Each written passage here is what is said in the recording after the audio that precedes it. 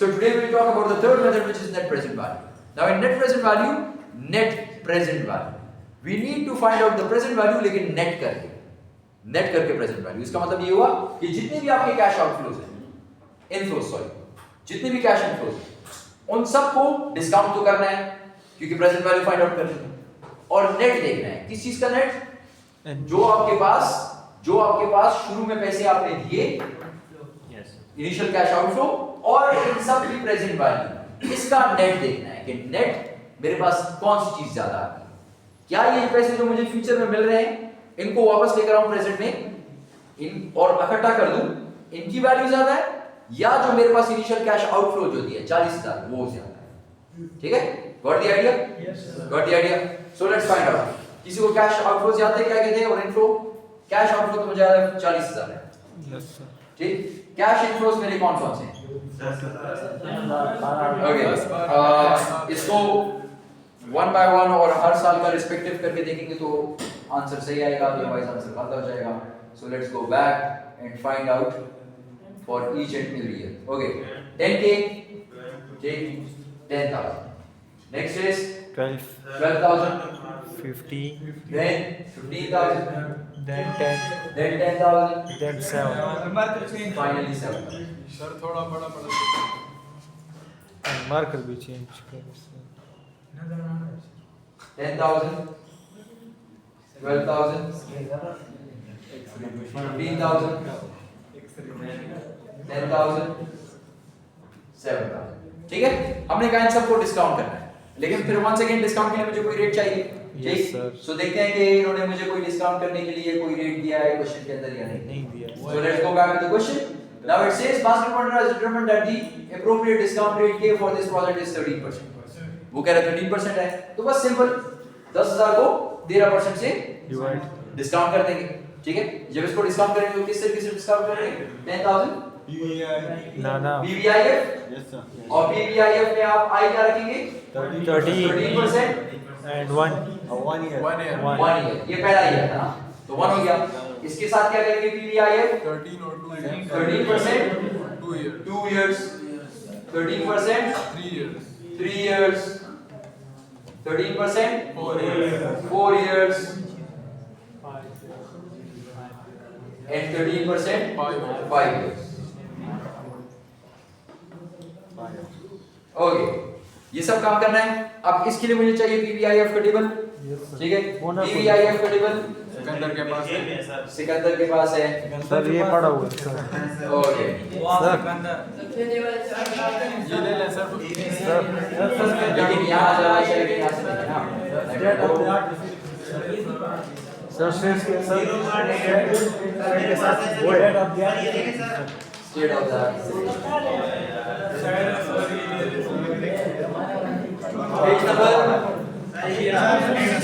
Page number last standard okay.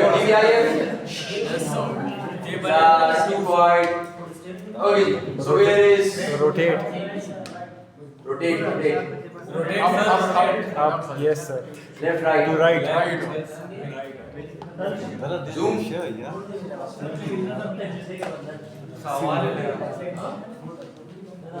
Okay, 13% और 1 year 0.883 5 0.883. Okay, so let's find out class. Let's find out. Pay attention class. So 0.885 multiplied by 10,000 will give you 850. सजीदा marker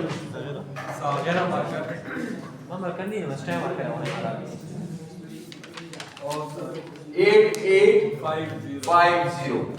ठीक? So 8850. This is the first one. Okay, the second one. 783.7. सजीदा लगता है 9,396 sir. Okay, so second one is 0.783 multiplied by 12,000. 9,396 sir दूसरा लाओ.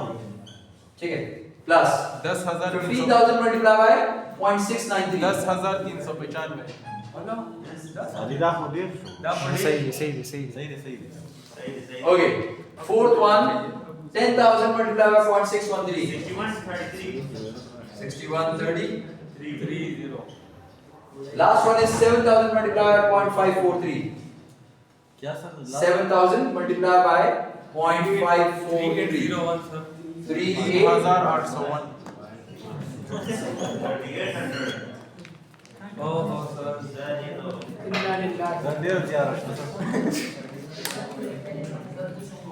Okay, 3801. Now you need to add them up and then subtract 40. from 40,000. Okay, J. एक minute sir. Add them up. क्या हो रहा है? उधर थोड़ा आ गया. माइनस में आ रहा है सर. सर आंसर भी 8,850 मैं बताता हूँ. Plus 9,396 plus माइनस में आ रहा है. 10,395 plus 6,130 plus 3,801. इस सबको ऐड करेंगे कितना है? 1428 sir. Minus 1428. 1428. 14,000. 1428 sir. 1428. Final answer. Yes, sir. Minus 1428. इसका मतलब इनिशियल कैश आउटफ्लो ज्यादा है. जो पैसे मुझे प्रोजेक्ट से आ रहे हैं उन सबको जब मैंने प्रेजेंट में कन्वर्ट किया, कुछ एक साल बाद आ रहा है, कुछ 2, कुछ 3, कुछ 4, कुछ 5, उन सबको प्रेजेंट में कन्वर्ट किया तो उसकी कीमत जो कि प्रेजेंट में मैं पैसे दे रहा हूँ 40,000 उससे कम है. कम है. तो क्या मुझे प्रोजेक्ट करना चाहिए? No, sir. नहीं. ठीक है? Okay. So this is something which I should not do. Yes sir. And let's go back to the question. Okay. So the management of plastic bundles has determined that the required rate is 30% for projects of this type. Should this project be accepted? We said no. No. Why? Because the NPV is Negative. इसका मतलब negative NPV projects आपने नहीं करने. Negative नहीं करने. Positive करने. Yes sir. Zero करने. Yes sir. Zero depends on the situation. Zero करना है. कुछ ना कुछ तो मिल जाएगा. और कितना मिलेगा? कितना मिलेगा? 13%. 13% मिलेगा. 13% तो मिलेगा. 13% पे डिस्काउंट किया ना. 13% तो मिलेगा. और अगर आप में से कोई एक ऐसा बंदा है इन्वेस्टर जिसका रिक्वायर्ड रेट ऑफ रिटर्न ज्यादा होता है और वो क्या 15% पे, तो अगर 15% पे डिस्काउंट रेट चला गया तो ये जो आप लोगों ने ये जो डिस्काउंट किए इसकी वैल्यू और भी कम हो जाएगी. तो फिर आप जरूर रिजेक्ट करेंगे. लेकिन अगर आप में से कोई है जो कहता है यार बस थोड़ा सा भी आप बहुत है यार, बहुत है, 10% उजायर कहता है बस सही है, कार गई. ठीक. तो 10 अगर वो 10% पे करता है या लेट्स से कम परसेंटेज पे करता है तो ये जो आप लोगों ने फाइंड आउट किया इसका टोटल 40,000 से ज्यादा हो जाएगा. आपने रेट कम किया ना तो ये ज्यादा हो जाएगा. जब ये ज्यादा हो जाएगा तो आपका प्रोजेक्ट खुद ब खुद एक्सेप्ट हो जाएगा. ठीक है? Positive NPV. तो positive NPV projects you should look for positive NPV projects. But in case you can not find out positive NPV projects नहीं तो फिर जीरो भी सही है क्योंकि वो आपका जो हर्डल रेट है या जो आपका जो रिक्वायर्ड रेट ऑफ रिटर्न है कम से कम वो तो दे रहा है. उससे ज्यादा नहीं है लेकिन वो तो दे रहा है. ठीक है? क्लियर हो गया? Yes sir. आगे चलें. Yes sir. Last one. Okay sorry, इसकी पहले स्ट्रेंथ्स और वीकनेसेस देख लेते हैं. स्ट्रेंथ्स क्या है? Cash flow is assumed to be reinvested at the hurdle rate. ठीक. हम लोग ये कहते हैं कि ये जो हर्डल रेट मैंने लिखा था और जिसकी बेसिस मैंने सब कुछ किया, मैं ये कहता हूं कि जो पैसे मेरे पास आते हैं 10,000 आ रहे हैं, 15,000 आ रहे हैं, ये आ रहे हैं, इसको मैं रीइन्वेस्ट कर रहा हूं और इसको मैं रीइन्वेस्ट कर रहा हूं सेम इंटरेस्ट रेट पे जो मैंने फाइंड आउट यहां पे फाइंड आउट करने के लिए लिखा था 13%, उसमें दोबारा रीइन्वेस्ट कर रहा हूं. ठीक. ये स्ट्रेंथ हो गया. Accounts for TVVM time value of money इसमें है. Okay. Considers all cash flows. Yes. तो इसका मतलब वो कह रहा है कि हां ये अच्छा मेथड है. लेकिन इसके कुछ वीकनेसेस हैं. वीकनेसेस क्या है कि ये कह रहा है कि इसके अंदर managerial options embedded in the project. ये चीज नहीं. ये जो प्रोजेक्ट होता है उसके अंदर कुछ मैनेजरियल ऑप्शंस हैं जो आप लोग पढ़ेंगे चैप्टर 14 में. वो कह रहा है वो इसके अंदर नहीं है. हमने सिंपली क्या चीज कैलकुलेट की कि कितने पैसे आ रहे हैं, कितने पैसे जा रहे हैं, बस. इसकी बेसिस पे हम प्रोजेक्ट को इवैल्यूएट कर रहे हैं. तो वो कह रहा है कि इसके अंदर मैनेजमेंट ऑप्शन जो है वो नहीं थे, इस वजह से ये इतना अच्छा मेथड नहीं है. ठीक है? मैनेजरियल ऑप्शंस नहीं है. Okay. Now let's have a look at this. Let's have a look at this. This is your discount rate, Yes, sir. Yes, sir. and over here is your NPV. NPV किस चीज के ऊपर depend करता है? जितना rate ज्यादा हो उतना कम होगा। ठीक है, inverse relationship. Yes sir. Inverse relationship. ठीक, आप लोग देख रहे हैं एनपीवी ज्यादा हो रहा है, ठीक है, तो आपके पास इस कर्व पे देखें डिस्काउंट रेट बढ़ रहा है। नेट प्रेजेंट वैल्यू कम हो रहा है। ठीक है, पहले आप देख रहे हैं जीरो पे आपके पास एनपीवी लेट्स से जीरो पे तो नहीं, लेकिन चले जीरो से थोड़ा सा आगे एनपीवी आ रही है कहीं पे 15,000 के आसपास। ठीक है, 14,000 समथिंग। लेकिन जब आप लोग एनपीवी को ले आए यहाँ पर 9% पे, तो एनपी डिस्काउंट रेट को, तो एनपीवी आ गई 3,000 4,000 के आसपास। ठीक है, तो इनवर्स रिलेशनशिप शो कर रहा है। सही है, क्लियर है? Yes, अच्छा, sir. आप लोगों ने जब ये जो आप लोगों ने जो डिफरेंट ये जो कैश फ्लोज देखे थे, इस कैश फ्लोज को कैलकुलेट करते हुए हमने देखा जब ये एनपीवी जीरो हुआ, एनपीवी जीरो हुआ, ठीक है, तो मेरे पास कुछ ना कुछ डिस्काउंट रेट हुआ होगा ना। ठीक, एनपीवी जीरो ये है, यस सर। इस वक्त मेरा डिस्काउंट रेट 11.5. ठीक ये 9 है, 10 कर ले। 10 11 11 point something। तो 11.5 के आसपास अगर मैं करूं तो मेरे पास एनपीवी जीरो आ जाएगा। ठीक है, 11 पॉइंट कितना फाइंड आउट किया था आपने? 4 7 था या 8 था ना, याद है? Yes sir. ठीक है, उसके ऊपर हमने कहा था जीरो हो गया था ना, इक्वल हो गया था उससे, तो यहाँ पे इक्वल होता है। ठीक, और अभी जो आप लोगों ने किया अभी थोड़ी देर पहले, 30। वो आपने डिस्काउंट रेट कितना रखा? 30 यानी इससे जब मैं आगे गया तो एनपीवी मेरा कम होता है। नेगेटिव हो गया, नेगेटिव हो गया। यहाँ पे जीरो था ना, Yes, तो अगर sir. मैंने डिस्काउंट रेट ज्यादा किया तो एनपीवी और कम हो गया, तो जीरो से कम होगा तो नेगेटिव में आ गया। और अगर इससे मैं डिस्काउंट रेट को कम करूं तो इनवर्स रिलेशनशिप है, तो एनपीवी बढ़ेगा। Yes, sir. सही, समझ आ गई? Yes. Graph clear? रबानी ये कैसे सर, अगर 14% तो ये तो ज्यादा है, तो इसकी नेगेटिव आ रहा है, तो हम क्यों रिजेक्ट करते हैं फिर सर? क्या रिलेशनशिप नेगेटिव है रबानी? रिलेशनशिप नेगेटिव है। रिलेशनशिप कैसे नेगेटिव है? गौर से देख, एनपीवी इक्वल्स कोई भी कैश फ्लो जो आ रहा है आपके पास divide by 1 plus i raise to power of n। तो अगर इसको और फिर माइनस इनिशियल कैश आउट, ये तो सेम रहेगा ना 40,000। इसको चेंज कर दो, अगर इसको मैं ज्यादा कर दूं तो ये फिगर क्या होगी? कम होती। कम। बस अगर इसको कम करूं तो ये फिगर ज्यादा हो जाएगी। ठीक है, तो इनवर्स रिलेशनशिप है, हमने खुद भी देख लिया ना, जब हम लोगों ने कहा था कि जब बराबर है आईआरआर में, हमने कहा बराबर होता है। ठीक है, कि जब वो बराबर हो जाए इनिशियल कैश आउट फ्लो के, तो वो इंटरेस्ट रेट कितना निकला था? 11.48। और अभी हमने देखा कि अभी हर्डल रेट 13 है, तो 11.48 से आगे हमने 13 पे देखा तो नेगेटिव हो गया।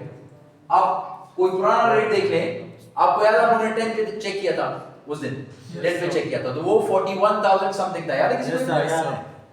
10 पे आएगा, कम होगा तो एनपीवी ज्यादा हो गया 41,000 minus initial cash out flow 40,000, तो एनपीवी कितना हो गया? प्लस 1,000, तो ज्यादा होगा। ठीक है, गॉट द आइडिया क्लास? ये क्लियर है? Okay, let's move on. Profitability index, अब मूव ऑन करना पड़ता है ना, मजबूरी नहीं हो रहा सर, 2 साल Move on. के 2 साल अली 3 साल हो गए, अभी भी ताजुब पड़ता है। अच्छी बात है पढ़ना। अच्छी बात है, लेकिन ये बात याद रखिए, आपको पहली बात समझाई कि अपने सब स्टूडेंट्स को समझाता हूं। एक बस या ट्रेन आई, दूसरी आएगी तो पहली जाएगी तो दूसरी आएगी, Yes. तो पहली नहीं जाएगी दूसरी कैसे? Oh very nice sir, sir record हो गया sir. Profitability index. This is for the guy. Video viral होगी सर। Okay, बस मीम्स बनेंगे इसके ऊपर। profitability index. अब profitability index क्या है? Same concept as net present value, but the only difference is कि वहां पे हम लोग इसको माइनस कर देते ना, अब यहाँ पे डिवाइड बाय, ठीक है, divide by initial cash out. ये सारा आपने फाइंड आउट किया होगा, Yes. ठीक? इस सबको ऐड किया आपने, क्या फिगर आया? मैंने आपसे खुद पूछा, आपने मुझे नहीं बताया। इस सबको ऐड करके क्या फिगर आई? सर वो मुझे कह रहा था नजर नहीं आ रहा, 8,850 plus 9,396, 9,396. सर वो 38,572 38,000 37 something रहा तो 37 something 38 वो आसान डाल देगा 40,000 and the minus के ऊपर है सर 38,572 38,572 38,572 हिस्ट्री में पढ़ा है sir Okay, class, pay attention. Pay attention, class. 38,572. Now, instead of subtracting 38,572, we will divide divide it by 40,000. 40,000. We will get 9 क्या get we will get 0.96 0.96 0.96 43 0.9643. अरे यार ये सही की बात है Okay, 0.9643. अगर ये 1 होता 1 तो इसका मतलब ये कि ये दोनों फिगर्स बराबर होती है और ये बराबर कब होती है जब हम लोग 40 और 40 डिवाइड मतलब रेट 13 हाँ जब हम लोग रेट 11.4 सर जब हम लोग 11.5 जब हम लोग जीरो होगा कब होगा जब 13 लेंगे सर 11.5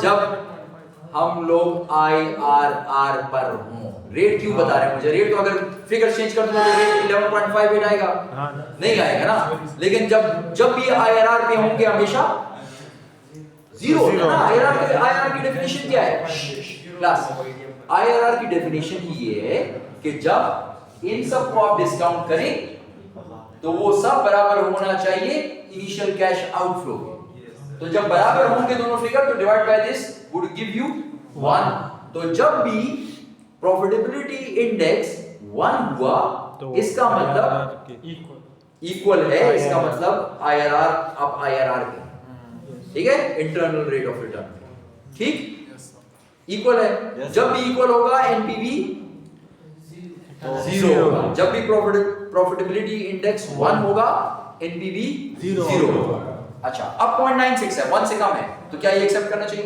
नो नहीं करना चाहिए no DP profitability index is less than 1 this means that project is not profitable reject as PI is less than 1 और अगर 1 हो गया तो इसका मतलब हम लोग कमा रहे हैं IRR अपने यार नहीं हम लोग कमा रहे हैं जो क्वेश्चन के अंदर अच्छा। डिस्काउंट रेट गिवन है अच्छा, अच्छा। वो कमा रहे हैं ठीक है 13 कमा रहे हैं ठीक हम वो कमा रहे होंगे 13 जब भी 1 के बराबर हो जाए और अगर 1 से ऊपर हो गया इसका मतलब हम 13 तो से greater। ज्यादा कमा रहे हैं जो हर्डल रेट आपने बनाया हुआ है कंपनी ने उससे ज्यादा कमा रहे हैं तो इसका मतलब बहुत अच्छा करेक्ट ठीक है got the idea Yes। Clear सारे मेथड्स क्लियर आगे जाएंगे ओके लेट्स मूव ऑन इसकी स्ट्रेंथ्स और वीकनेसेस क्या है इसकी स्ट्रेंथ्स वो है जो कि एनपीवी की स्ट्रेंथ्स है मतलब क्योंकि सेम ही है ना सिर्फ डिवाइड किया सिर्फ आपने डिवाइड किया उसको माइनस करना था इसको डिवाइड किया so same as NPV allows comparison of different scale projects लेकिन इसका एक और फायदा है इसका फायदा ये हो गया कि देखिए वहां पे एनपीवी की अगर बेसिस पे आप करते ना तो किसी का एनपीवी यार होता है 1000 कुछ किसी का एनपीवी 500 कुछ किसी का 400 कुछ 200 कुछ तो कंपैरिजन थोड़ा सा मुश्किल होता लेकिन अगर आप पीआई की बेस पे करेंगे तो सबके फिगर्स इस तरह आ रहे होंगे कुछ होंगे या तो 1 या 1 से ऊपर या 1 से नीचे तो जो 1 से नीचे हैं वो सारे के सारे क्रॉस आउट करें 1 से ऊपर जितना ऊपर है वो ज्यादा अच्छा है आपके लिए तो आप सबसे हाईएस्ट से स्टार्ट करें ठीक है और अगर कोई भी 1 से ऊपर नहीं है तो जो 1 वाला है वो भी सही है बात तो इस तरह अगर डिफरेंट प्रोजेक्ट्स हैं तो उनका कंपैरिजन आसान हो जाता है ठीक है so allows comparison of different scale projects ये भी हो गया वीकनेस क्या है क्योंकि मेथड सेम एज एनपीवी है तो जो एनपीवी की वीकनेस है वो सारी इसकी भी वीकनेस है और वो वीकनेस कौन सी थी कि हम एनपीवी में सिर्फ प्रेजेंट कैश फ्लोज को देख रहे हैं मैनेजरियल ऑप्शंस नहीं है।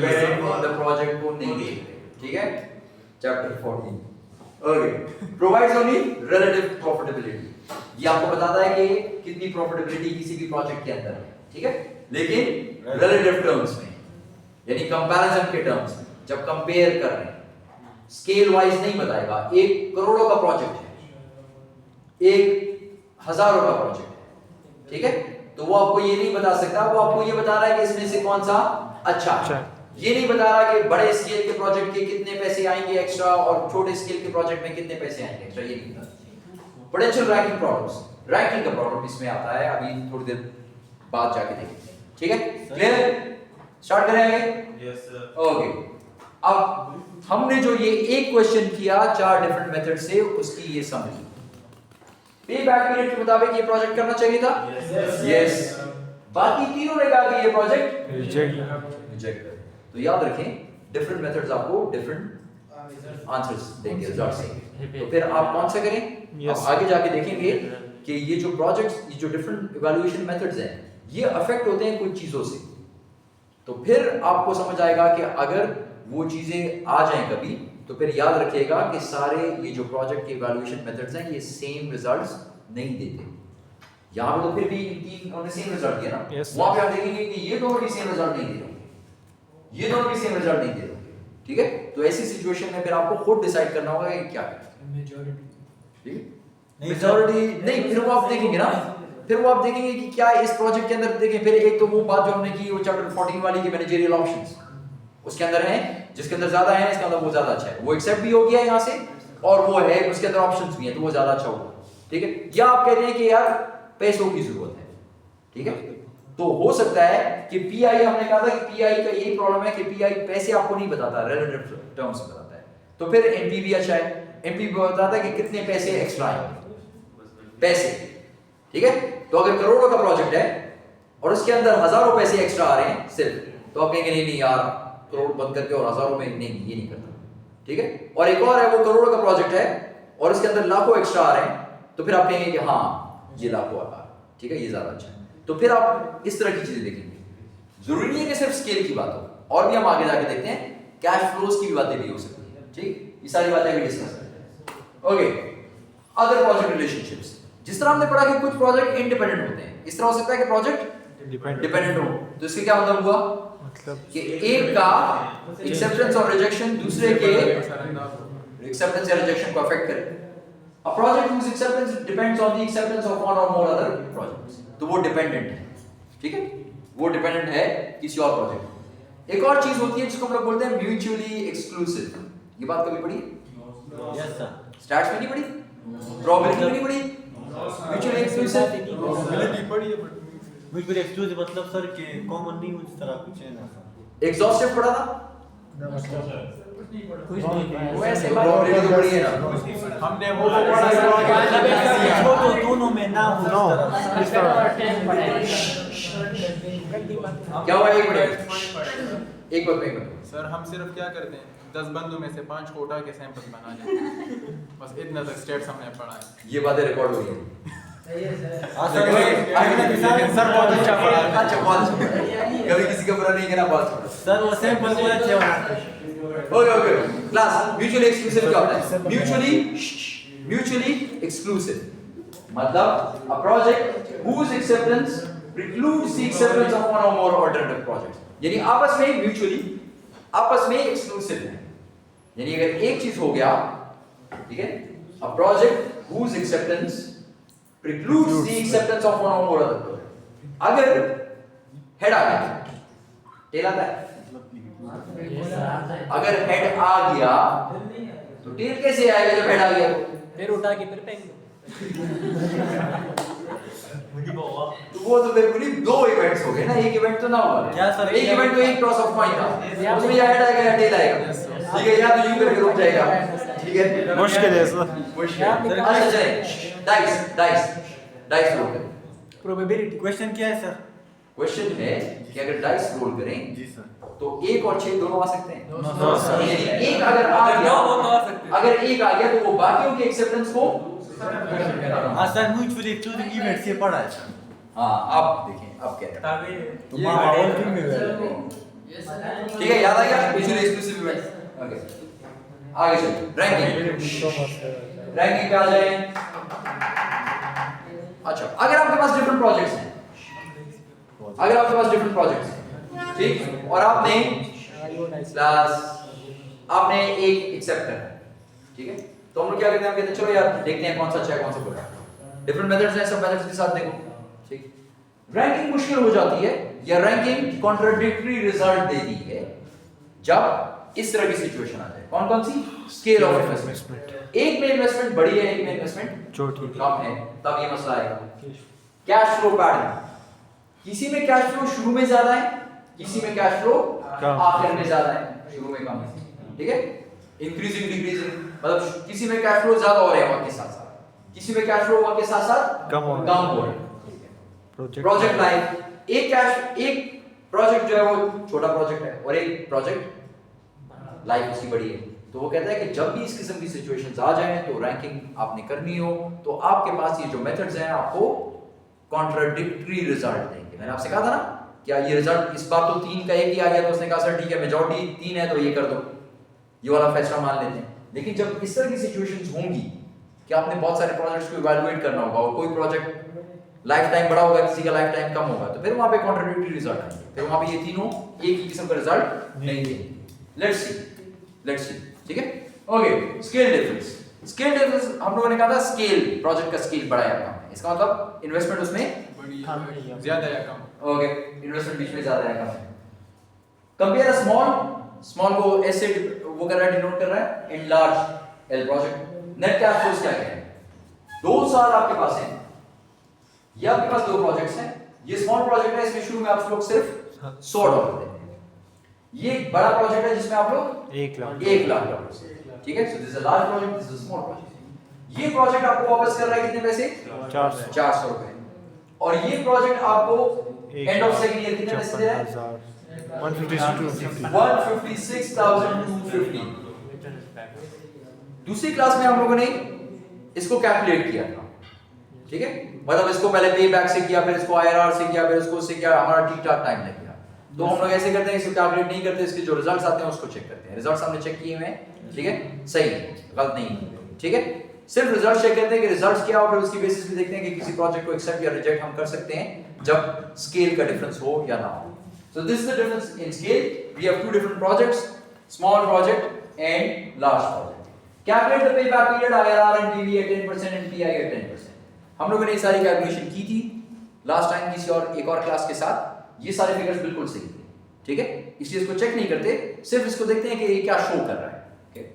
IRR के मुताबिक स्मॉल प्रोजेक्ट का IRR है 100%। इसका क्या मतलब हुआ? मतलब Return rate ज्यादा कि मतलब आपके इन्वेस्टमेंट 100% के ऊपर पंप शो 100% इक्वल हो जाएगा। मतलब क्या इक्वल हो जाएगा? सर इन्वेस्टमेंट और आउटफ्लो मतलब सर 1 इनिशियल कैश आउटफ्लो बराबर हो जाएगा जितने कैश इनफ्लोज हैं उसको डिस्काउंट करके लेकर आओ, यस सर, तो ये दोनों आपस में बराबर हो जाएंगे, इक्वल हो जाएंगे। किस रेट के ऊपर? 100%, ठीक है। लार्ज प्रोजेक्ट में किस परसेंट पे होगी? 25%, ठीक। NPV, net present value. Net present value इसकी आ रही है 231 रुपए, इसकी वैल्यू आ रही है 29,000। तो कौन सा ज्यादा अच्छा होगा? large sir. लार्ज अच्छा होगा। इसके मुताबिक कौन सा अच्छा हो गया? लार्ज 100%, बहुत ज्यादा है ना। 25% कहां पे और 100%, यस ठीक है, ये ज्यादा होगा। पीआई, प्रॉफिटेबिलिटी इंडेक्स 3.3 इसका आंसर आ रहा है, इसका आ रहा है 1.29। कौन सा ज्यादा अच्छा है? 3.3 अच्छा है। अब तो ये कॉन्ट्राडिक्टरी है, अब बताएं। सर ये स्मॉल इसमें तो तीनों एक ही रिजल्ट से है ना। इसमें तो देखें, ये कह रहा है आईआरआर, ये कह रहा है एनपीवी, ये कह रहा है सॉरी, ये कह रहा है स्मॉल, ये कह रहा है लार्ज, ये कह रहा है स्मॉल। तो जब भी स्केल का डिफरेंस हो प्रोजेक्ट्स के दरमियान तो आपको ये मेथड्स कॉन्ट्राडिक्टरी रिजल्ट देंगे, एक जैसे रिजल्ट नहीं देंगे और आप नहीं डिसाइड कर सकेंगे, ठीक है। आप डिसाइड नहीं कर सकेंगे तो फिर आपको उस वक्त सोचना पड़ेगा कि आपने क्या करना है। अब अगर इस केस में अगर आप कहते हैं कि मुझे पैसे चाहिए, कि पैसे मेरे पास आए, तो मेरे पास पैसे पड़े हैं बहुत, लेकिन मैं चाहता हूं कि मेरे पास पैसे ज्यादा आए, फिर तो लार्ज में डाल दी। सर ये पीआई क्या? पीआई ये 3.3 दे रहा है। अगर आप कहेंगे मैं ये प्रोजेक्ट करता हूं, प्रॉफिटेबिलिटी इंडेक्स, तो अगर मैं पीआई करता हूं, ठीक है, तो मुझे कितने पैसे इन्वेस्ट करने हैं? 100 रुपए। और 2 साल बाद कितने पैसे आएंगे? 400 रुपए। सिर्फ $400 आएंगे, 100। अगर मेरे पास इन्वेस्टमेंट है लेट्स से 1 लाख से ज्यादा है, ठीक, तो फिर मैं क्या ये 100 वाला प्रोजेक्ट करूंगा या ये वाला? ये लार्ज वाला लार्ज वाला करूंगा ना, क्योंकि लार्ज में आखिर में मुझे 29,000 रुपए मिल जाएंगे, ठीक है। लेकिन इसमें इसका पीआई तो बहुत ज्यादा है 3.31 इस वाले, लास्ट में तो लेकिन सर लास्ट में मुझे 400 रुपए मिलेंगे, मुझे कैश फ्लो के हिसाब से देखा जाए तो मैं 100 को तो इन्वेस्ट कर दूंगा, लेकिन अगर मेरे पास लेट्स से 1.5 लाख है तो बाकी मेरे 1,49,900 आइडल पड़ेंगे। लेट्स से और कोई मेरे पास ऑप्शन नहीं है। तो सर उन्होंने इन्वेस्टमेंट भी तो मतलब जैसे इसमें था ये दूसरा वाला लार्ज वाला, तो इसमें इन्वेस्टमेंट सर 1 लाख थी, फायदा तो सर उसमें सर स्मॉल में फायदा फिर ज्यादा होता है, इसमें इन्होंने इन्वेस्टमेंट। लेकिन मुनीब थोड़ी देर के लिए सोचें, मुनीब थोड़ी देर के लिए सोचें, थोड़ी देर के लिए सोचें। आइडल कैश ज्यादा अच्छा है, आइडल कैश, या मैं कोई काम करूं और मैं कुछ पैसे कमा लूं? इन्वेस्टमेंट करो। लेकिन सर अगर हमें स्मॉल इन्वेस्टमेंट वाला देखिए इसमें मतलब लेकिन अमाउंट स्मॉल इन्वेस्टमेंट तो देखिए सिर्फ 100 रुपए, बाकी आपका कैश जो है वो पूरा 2 साल लेट से पड़ा हुआ है, कोई ऑप्शन नहीं। वो तो सही है सर। लेट से अगर कोई ऑप्शन नहीं है, मैंने पहले आपसे कहा अगर नहीं है, और हाँ अगर इस तरह के 100 वाले मुनी बहुत सारे प्रोजेक्ट्स हैं तो फिर तो बताओ गो फॉर। तो मैंने इसलिए आपसे कहा कि ये डिपेंड करेगा सिचुएशन के ऊपर, कोई हार्ड एंड फास्ट फिर कोई रूल आप अप्लाई नहीं कर सकते। क्लियर? लेकिन वैसे सर अगर हम देखें जो स्मॉल इन्वेस्टमेंट वाला है जिस रेट से ये बढ़ रहा है, अगर सर हम जो इन्वेस्टमेंट लार्ज वाला हुआ है तो वो यहाँ पे शो हो गया ना 3.31 से यस सर स्केल तो तो शो हो गया। इट मींस कि 4 गुना वो बढ़ रहा है। लेकिन ये भी तो देखें ना कि आइडल कैश पड़ा हो जो कुछ नहीं कमाने देगा, और अगर 2 साल बाद देखें क्लास पे टेंशन, 2 साल बाद अगर देखें तो मेरे पास कितने पैसे वापस आएंगे? 400 आएंगे, और अगर इसको देखूं तो मेरे पास कितने आएंगे? 29,000, और वो भी नेट कर कि आज के मुताबिक 29,000। मतलब ये इन्वेस्ट हो गए इसकी वजह से वो idea. Okay, let's move on. Let's move to the next one. ठीक? Okay, let's move on class.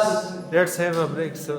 Cash flow pattern. 30 minutes का break. Okay. Okay. Now the next one is cash flow pattern. The first one was scale of investment. ना large project, small project. अभी हम लोग कहते हैं cash flow pattern. हमने कहा था किसी के cash flows वक्त के साथ साथ कम हो रहे हैं, decreasing. किसी के cash flows वक्त के साथ साथ ज्यादा हो रहे हैं, increasing. ठीक है? Now let us compare a decreasing cash flow D, project D, and an increasing cash flow project I. So this is project I increasing, this is project D decreasing. अब इसको जब उन्होंने इवैल्यूएट किया तो उनके पास ये फिगर्स आए। ठीक है? ये क्या फिगर्स है? IRR के मुताबिक इसका 23%, इसका 17%। तो कौन सा अच्छा होगा? 23, which is project D, decreasing cash flow। यानी वक्त के साथ साथ कैश फ्लो डिक्रीज कम हो रहे हैं। तो हमने क्या पढ़ा था important time value of money? अच्छा क्या है? जो इंक्रीज हो बाद में डिक्रीज कि शुरू में कैश फ्लोस कम हो ज्यादा पैसे आए ना शुरू में, और फिर आहिस्ता आहिस्ता पैसे कम भी हो गए तो खैर वो तो कम है। तो ये ये क्या है? डिक्रीजिंग है ना, यानी शुरू में ज्यादा कैश फ्लो आखिर में, तो उसके मुताबिक भी ये सही लग रहा है। ओके आगे देखते हैं। NPV 198 198, so that means same ना, दोनों प्रोजेक्ट बराबर है, दोनों का एनपीवी सेम है, तो इसकी बेसिस पे मैं डिसीजन नहीं कर सकता। ओके 1.1 इसका भी सेम है। तो फिर इसका मतलब D. Project D is good. So that means once again आपका प्रोजेक्ट का इवैल्यूएशन चेंज होगा अगर कैश फ्लो पैटर्न डिफरेंट, आपको डिफरेंट रिजल्ट्स मिलेंगे। ठीक है? ओके अब इसको देखिएगा, examine NPV profile. NPV profile इससे पहले हम लोग चेक कर चुके हैं ना, अभी हम दोबारा चेक करते हैं एनपीवी प्रोफाइल इन दो कंपनीज का, कैश फ्लोस का। एक इंक्रीजिंग है, एक डिक्रीजिंग है। डिक्रीजिंग कौन सा है, इंक्रीजिंग कौन सा है? कौन सा इंक्रीजिंग है, कौन सा डिक्रीजिंग है? दोनों सर नहीं, ये चल देख ये डिक्रीजिंग है, ये वाला, और ये इंक्रीजिंग है। ठीक है? ओके, इंक्रीजिंग रेड है, डिक्रीजिंग इंक्रीजिंग रेड है, ये इंक्रीजिंग है। ठीक है? ओके, इंक्रीजिंग है, डिक्रीजिंग कैश फ्लो, ये उसने कंस्ट्रक्ट किया उसके डिस्काउंट रेट्स और उसकी एनपीवी। कि अगर डिस्काउंट रेट्स को हम लोग कम करें तो उसकी एनपीवी किस पैटर्न से ज्यादा होगी, किस पैटर्न से। ठीक है? उसने कैलकुलेशन करके आपको दे दी है। ये कैलकुलेशन ये नजर आ रही है। एनपीवी जब डिस्काउंट रेट 10 और दोनों की एनपीवी यहां पर सेम 10% पे दोनों प्रोजेक्ट्स की एनपीवी सेम है, चाहे डिक्रीजिंग कैश फ्लो वाला हो चाहे इंक्रीजिंग कैश फ्लो वाला। लेकिन उससे पहले यानी अगर मैं डिस्काउंट रेट को कम कर दूं एनपीवी ज्यादा हो जाती है, और मैंने ये देखा कि एनपीवी किसकी ज्यादा होती है? इंक्रीजिंग वाली की एनपीवी ज्यादा है। ठीक है? इंक्रीजिंग वाली की एनपीवी ज्यादा है।